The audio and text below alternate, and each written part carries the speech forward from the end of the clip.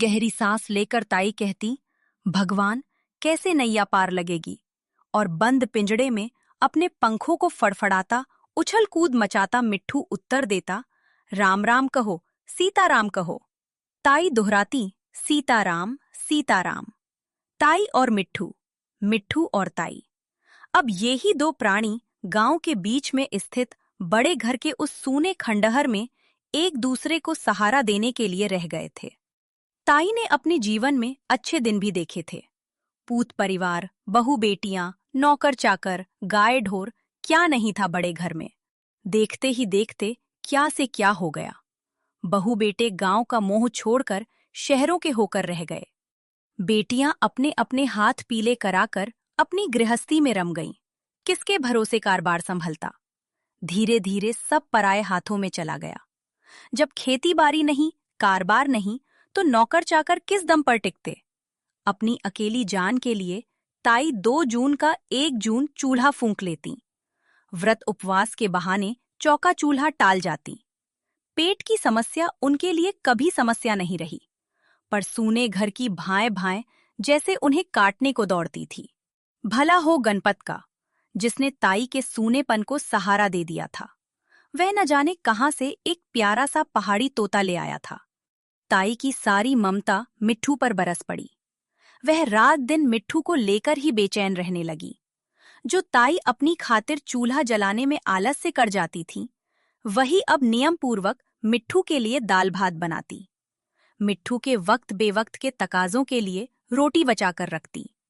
अब ताई को इस बात की पूरी जानकारी रहने लगी थी कि किसके खेत में हरी मिर्चें तैयार हो गई हैं और किस पेड़ में फसल के आखिरी अमरूद बचे हैं। कुशाग्र बुद्धि छात्र की तरह मिट्ठू ताई के पढ़ाए पाठ को न केवल हू बहू दोहरा देता, बल्कि 1-2 बार सुनकर याद भी रख लेता था और मौके बेमौके ताई के सवालों का सटीक उत्तर दे देता।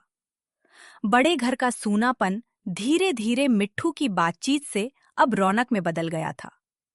अड़ोस पड़ोस की बहू बेटियां बच्चों को गोदी में उठाकर मिट्ठू से उनका मन बहलाने के लिए आ जुटतीं और घर गुलजार हो जाता। सुबह पौ फटने लगती, पेड़ों में चिड़ियां चहचहाती, तो मिट्ठू भी जैसे ताई को भोर की झपकी से जगाने के लिए ही अपना पाठ शुरू कर देते। हर हर गंगे, हर हर गंगे, सीताराम बोल, सीताराम बोल, मिट्ठू राम राम, मिट्ठू राम राम।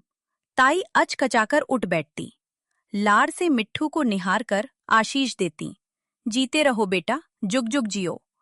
और मिट्ठू भी बदले में अपनी बुजुर्गी दिखाकर कहते, खुश रहो, खुश रहो। ताई मिहाल हो जाती। वृद्धावस्था का शरीर और उस पर नई गृहस्थी का भार, काम काज से थक कर ताई जब कभी पिंजरे को बगल में रखकर सुस्ताने लगती, तो अनायास ही मिट्ठू से सवाल कर बैठती, मिट्ठू, अब कैसे कटेगी। और नौजवान मिट्ठू ताई के बुढ़ापे का सहारा बनकर दमखम के साथ उन्हें दिलासा देते, कटेगी, कटेगी, कटेगी। ताई के थके शरीर में प्राण लौट आते और तब उस अलस दोपहरी में ताई मिट्ठू को अपनी राम कहानी सुनाने लगती। वैभव और सत्ता के बीते दिनों की गाथा। काल की अतल गहराइयों से झांकता एक एक चेहरा ताई को नए नए प्रसंगों की याद दिला देता। जमींदार साहब का रोबीला चेहरा, उनके उपकारों से दबी प्रजा के अनगिनत चेहरे, वे हाथी, वे घोड़े, वे खेल तमाशे, वे ब्याह शादियां, तीज त्योहार, जन्म और मृत्यु पर्व, वे भोज, वे दावतें। जमींदार साहब के दरबार की रौनक, उनकी गुल ग्राहकता, उनकी तुनक मिजाजी, उनका गुस्सा, उनके इशारे पर मर मिटने वाले लोग। ताई घंटों तक मिट्ठू को अपनी जीवन गाथा सुनाती रहती और वह अपनी गर्दन टेढ़ी कर कभी धैर्यवान श्रोता बना रहता और कभी अपनी समझ के अनुसार बीच बीच में कुछ टीका टिप्पणी कर देता। ऐसा नहीं कि ताई और मिट्ठू का संवाद हमेशा प्रेमपूर्ण ही रहता हो। कभी कभी ताई थकी मादी लेटी होती और अपनी किसी जिद को मनवाने के लिए मिट्ठू पिजड़े में तूफान खड़ा कर देते। पानी और दाने की कटोरियों को जानबूझकर उल्टा देते तो खींचकर ताई कोसती, मेरी जान खाने को आ गया है, मर जा। और मिट्ठू भी उतनी ही खींच के साथ हमला बोल देते, मर जा मर जा मर जा। फिर मान मनोवल का दौर चलता और ताई और मिट्ठू की दुनिया पहले की तरह प्रेम से चलने लगती। ताई को घड़ी भर के लिए भी मिट्ठू का वियोग सहन नहीं हो सकता था। कभी कभार गांव में थोड़ी देर के लिए भी न्योते बुलावे में जाती तो 10 बार खिड़की दरवाजों की साकलें टोह कर देखती।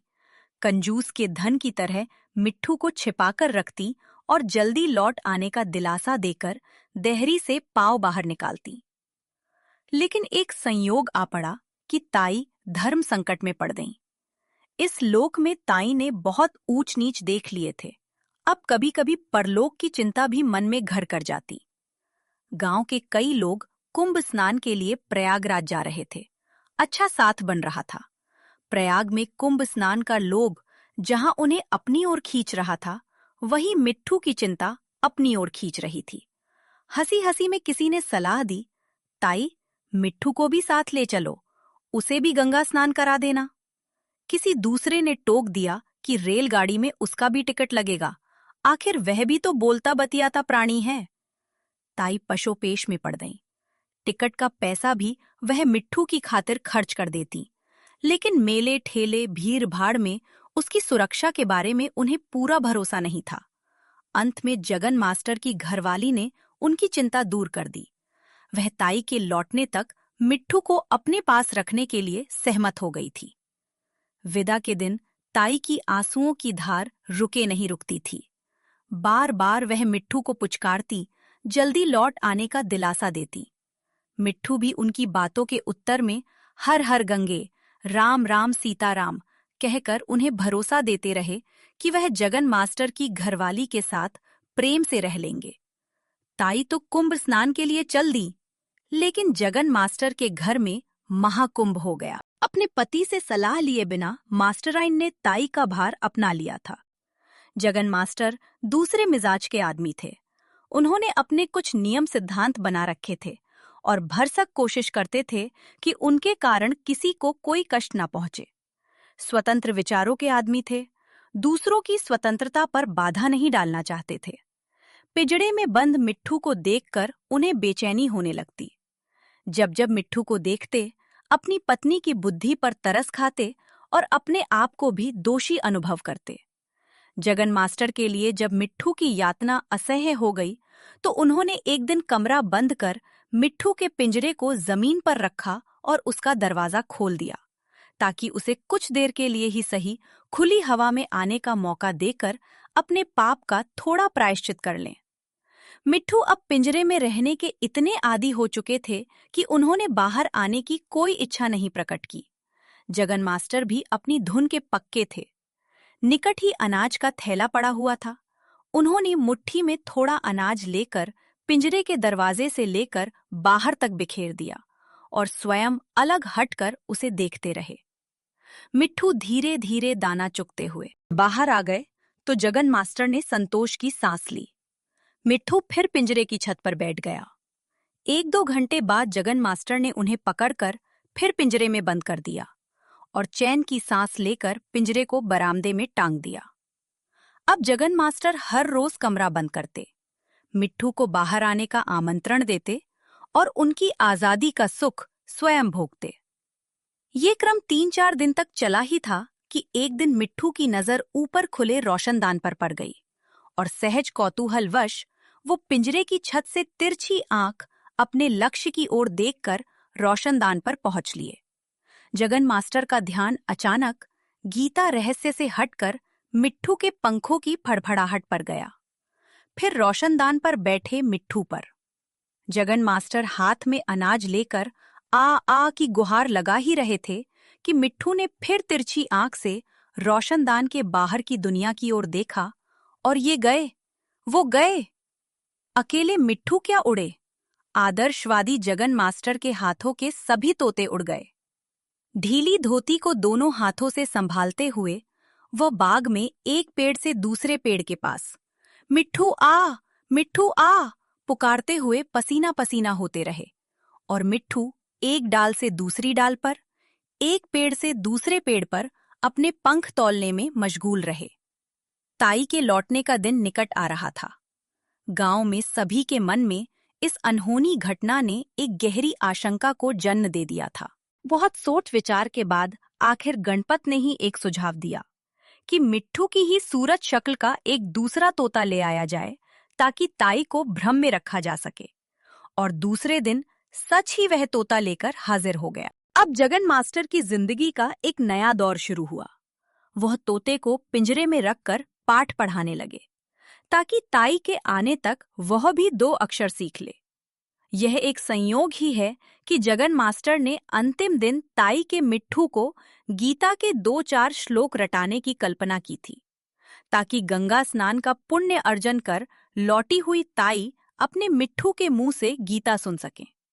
लेकिन वह अनहोनी हो गई और अब जगन मास्टर अपनी फिक्र के मारे खाना पीना छोड़कर घंटों पिंजरे के सामने बैठकर रटते, मिट्ठू राम राम सीताराम, सीताराम हर गंगे हर गंगे, राम राम सीताराम बोलते बोलते उनका गला सूख जाता। मास्टराइन न भोजन ठंडा होने की शिकायत करती तो आग्नेय दृष्टि से उनकी ओर देखकर पानी पीकर फिर दोहराते, राम राम सीताराम हर गंगे। फिर खींच कर कहते, मर जा मर जा।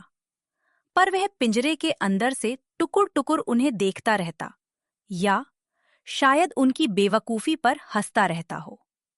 कुंभ स्नान से लौटकर सभी तीर्थयात्री अपने अपने घरों की ओर चल दिए, लेकिन ताई सीधे बड़े घर की ओर न जाकर जगन मास्टर के दरवाजे पहुंची। ताई सोच रही थी कि उन्हें देखते ही मिट्ठू राम राम सीताराम की रट लगाकर आसमान सिर पर उठा लेगा, पिंजड़े में कूद फान मचाकर तूफान खड़ा कर देगा। लेकिन वहां बैठे एवजी मिट्ठू ने उन्हें देखकर कोई हरकत नहीं की। वह केवल इधर उधर ताकता रहा। ताई अपने मिट्ठू को गुहार कर थक गईं, लेकिन उनके सूनेपन का साथी न जाने किन अमराइयों में घूम रहा होगा।